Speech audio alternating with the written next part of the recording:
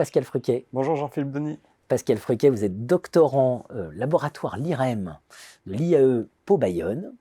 Vous vous intéressez à la question du numérique et du territoire, le défi de la création de valeur. Je vous reçois dans le cadre d'une série d'émissions Revue française de gestion Némésis. Les chercheurs en gestion se saisissent du débat politique et s'invitent à l'agenda du politique.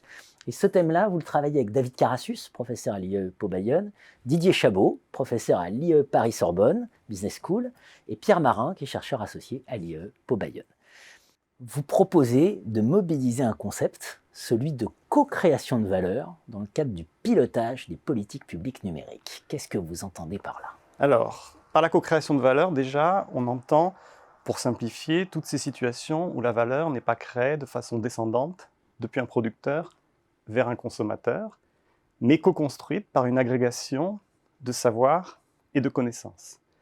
Et nous proposons et nous pensons qu'elle doit être un principe structurant dans le pilotage des politiques publiques numériques, parce que les technologies numériques, elles permettent d'offrir des expériences utilisateurs beaucoup plus interactives par rapport aux relations traditionnelles, administration, citoyen. Si vous prenez des exemples, de plus en plus d'applications de type Ma ville facile, Ma ville dans ma poche sont proposées, et elles créent les conditions pour installer une communication véritablement bidirectionnelle entre la collectivité, ou différents acteurs liés à la collectivité, je pense aux offices de tourisme par exemple, et les usagers du numérique.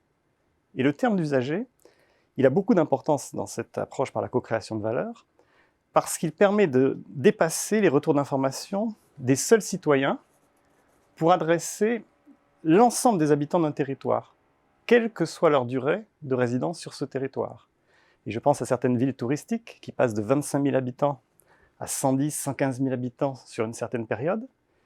Il est intéressant, par les outils numériques, d'aller capter des informations correspondant à ces 75 000 ou 80 000 habitants supplémentaires. Et l'enjeu, c'est vraiment que la connaissance du comportement, du mode de vie, du degré de satisfaction ou d'insatisfaction par rapport aux services sur le territoire, ne soit pas captée exclusivement, comme c'est souvent le cas aujourd'hui, par les acteurs de l'économie numérique, les grands comme les petits. L'objectif, c'est de réduire le degré de dépendance à ces opérateurs, de faire émerger des leaders publics ou publics-privés dans une dynamique partenariale, mais œuvrant pour l'intérêt général, pour l'intérêt territorial, qui vont être en capacité d'exploiter et de valoriser ce patrimoine de données, et, au travers de ce patrimoine de données, de créer de la valeur.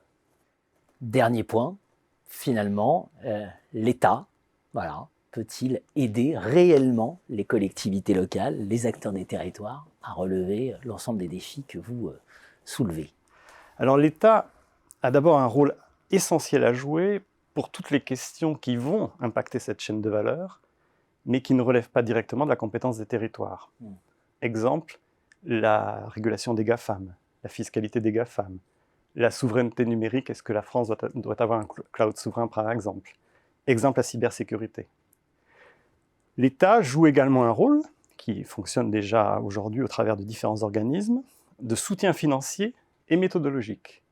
Mais ce qui est intéressant, il y a un récent rapport qui vient d'être remis à la ministre de la Cohésion des territoires, c'est que des progrès sont encore à réaliser, parce que finalement, les enjeux de transversalité qui sont à relever dans le cadre des collectivités locales sont aussi des enjeux à relever dans le cadre de l'État pour accompagner les territoires dits intelligents.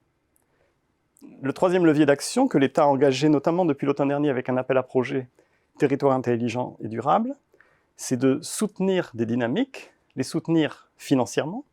Cet appel à projet est doté de 30 millions d'euros, mais également de travailler à des projets mutualisés, réplicables, d'inciter les collectivités à la fois à travailler ensemble et à partager leur savoir dans une dynamique de partage de connaissances à l'échelle nationale.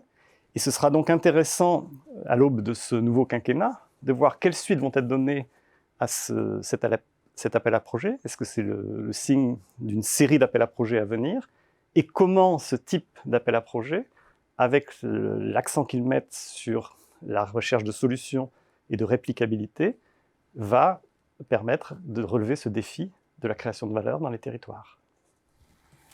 Numérique et territoire, le défi de la création de valeur, c'est ce que l'équipe de l'IAE Pau Bayonne, associée à l'IAE Paris-Sorbonne, propose de mettre au cœur de l'agenda politique. Merci Pascal Fruquet. Merci Jean-Philippe Denis.